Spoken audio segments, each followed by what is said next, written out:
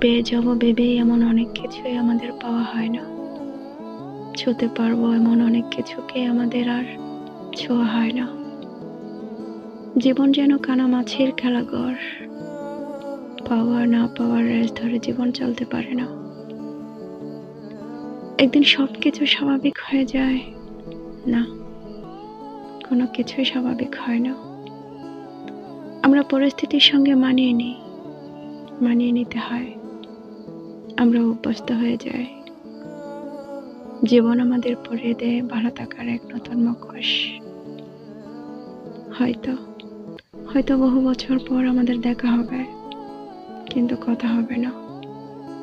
সেদিন 1000 বছরের পরিচিত হলেও মনে হবে তুমি আর আমি কোনো এক আলাদা ভিনদেশী নাগরিক। তবু তবু পুরোনো চোখে চোখ পড়লে কি আর চোখ ফিরিয়ে নেওয়া যায়?